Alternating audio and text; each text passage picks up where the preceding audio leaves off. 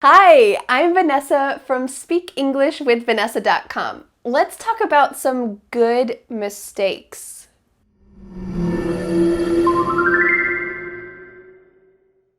It's true that sometimes native English speakers make mistakes when they're speaking English, and it's probably true for your native language as well. There are two kinds of mistakes that native speakers make. One of them is mistakes that are unacceptable. These mistakes are just really mistakes. They aren't thinking straight, they are not thinking about their grammar, or maybe they just don't know the correct grammar. So they're incorrectly forming their sentences. And when they speak, other people know, that wasn't correct. They feel a little bit strange. You know when someone makes a mistake in your native language, you know that feeling you get, something wasn't quite right.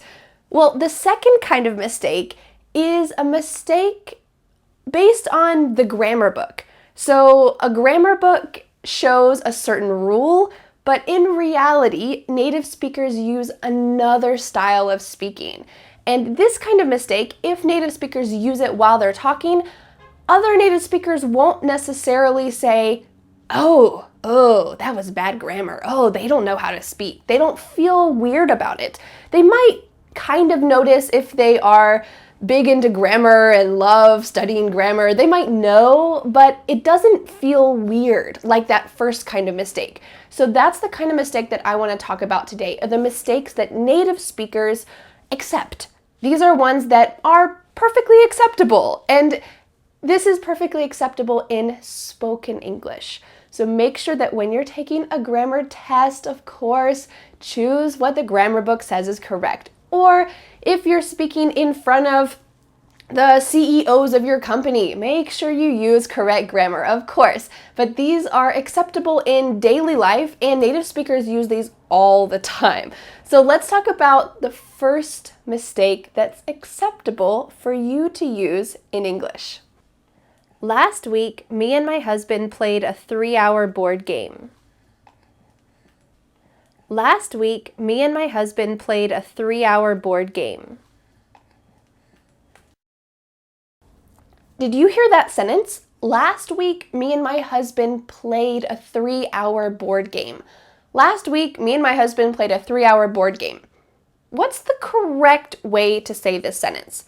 Well, the correct way is to say my husband and I played a 3-hour board game, but you know what? Native speakers often use me instead of I as the subject.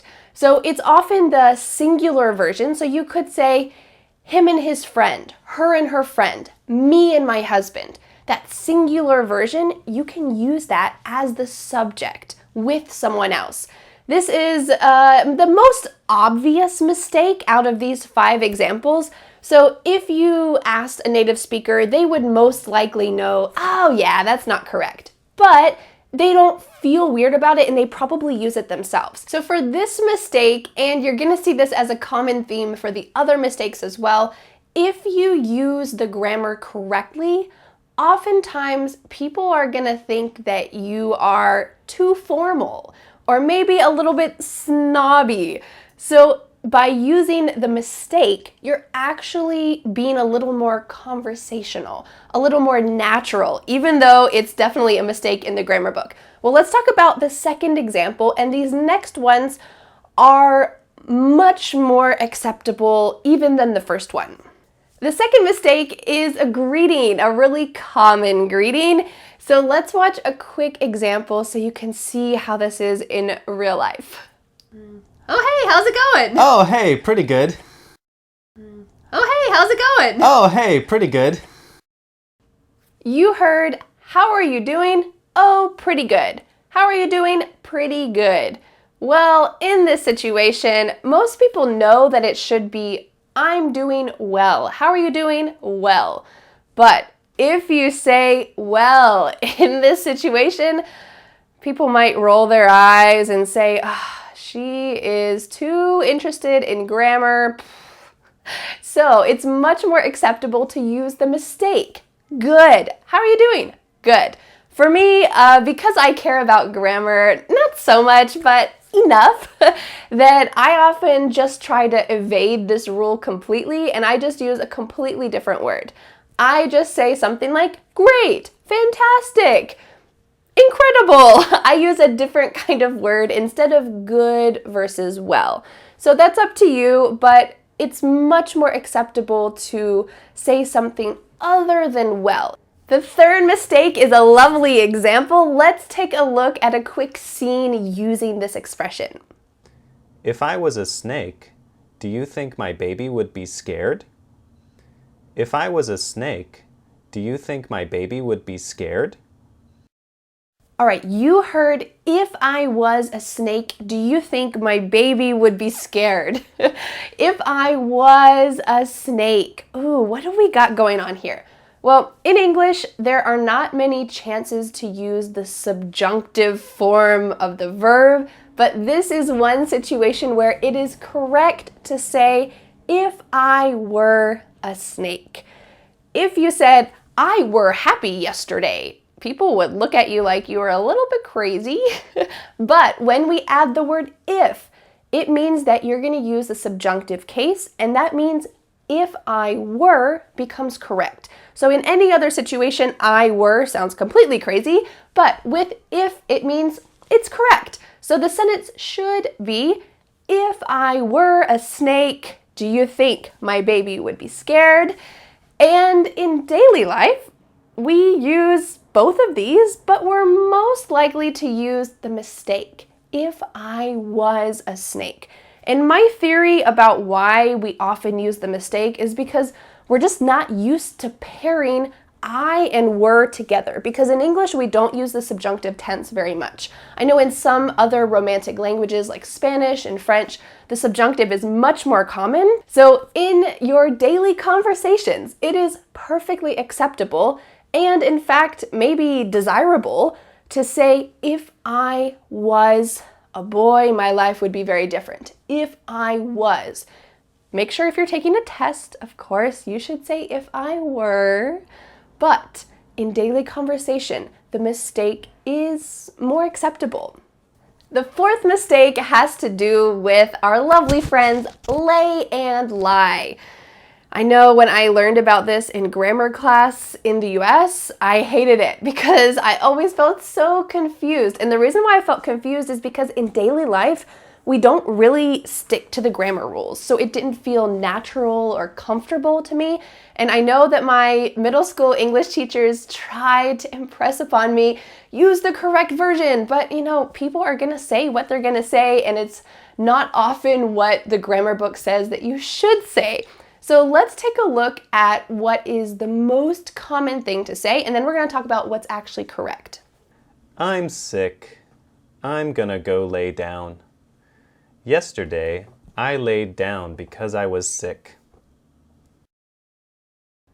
You heard, I'm sick. I'm gonna go lay down. Yesterday, I was sick. Yesterday, I laid down. Well, here we actually have the opposite of the correct word being used. The correct version is this. I'm sick. I'm gonna go lie down. Yesterday, I lay down because I was sick. Let's take a look at this in closer detail. You might have noticed that the original incorrect version, but the most commonly used version, uses lay in the present. I'm sick, I'm gonna go lay down. But the correct past tense uses lay. Yesterday, I lay down.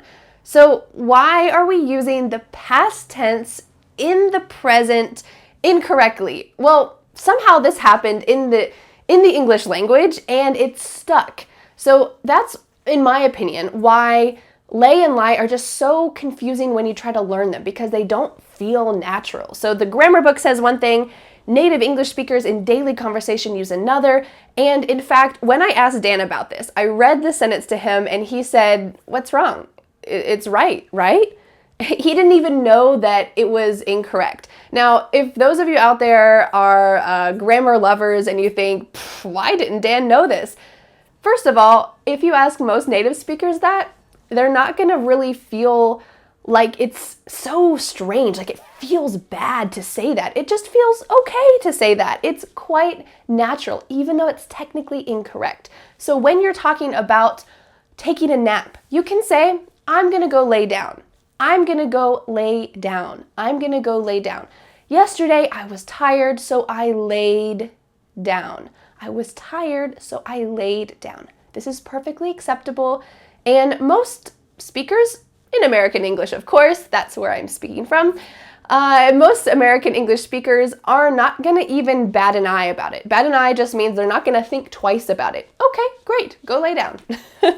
Let's talk about the fifth and final example. There's a lot of children's books on my shelf. There's a lot of children's books on my shelf. You just heard, there's a lot of children's books on my shelf. There's a lot of children's books on my shelf. Books. Books. This is plural. So why in the world do we use theirs? Theirs. There is. Is used with singular things. What in the world are native speakers thinking? Well, I think that they're just really not thinking about the full sentence when they start the verb. So it's okay to say, oh, there are a lot of children's books on the shelf. There are. But it flows more naturally on your tongue to say theirs instead of there are. There are. It feels a little bit cumbersome and difficult, but oftentimes we say theirs with something plural or something singular. There's a book on my shelf. There's a lot of books on my shelf. So in fact, you're going to hear native speakers say this a lot, and don't be alarmed. It's quite normal and natural, even though it's technically not correct. So if you want to use this sentence construction, don't worry about it, but make sure that you're using the word there. You can't say, they is going to the store. Ugh. Don't say that. Only use the word theirs, theirs, theirs. Thanks so much for learning these 5 acceptable English mistakes with me. I just want to emphasize again that if you would like to use the correct grammar, no problem. But a lot of these examples came up over the 30-day listening challenge that just finished in January 2018. And a lot of the conversation clips included these mistakes. And I got a lot of emails from students saying, why am I hearing this mistake? This person's a native speaker. So I wanted to share these mistakes with all of you so that when you hear them, you realize, oh, okay, this is an acceptable mistake. They're not just doing something to prove a point. It's something that a lot of native speakers do.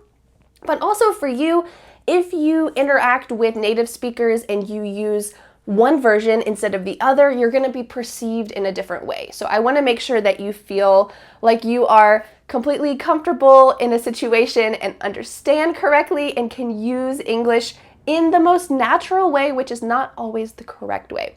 So let me know in the comments, were any of these new for you? Did you know that these mistakes are generally acceptable? Of course, they're not going to be acceptable to everyone. I'm sure someone in the comments will say, this is terrible, don't tell students to do this. But in general, these are quite acceptable in American English. So let me know in the comments if any of them are new for you. Can you use these mistakes? Something in my heart tells me this is wrong to tell you to make a mistake. But you know what? That's the purpose of this video. It's okay to make these mistakes. It's acceptable. So I hope that this video was useful to you. Keep up the good work with English, and I'll see you the next time. Bye. The next step is to download my free ebook, 5 Steps to Becoming a Confident English Speaker. This will help you know what is the next step in your English journey to help you really master English and speak fluently. Thanks so much, and I'll see you later. Bye.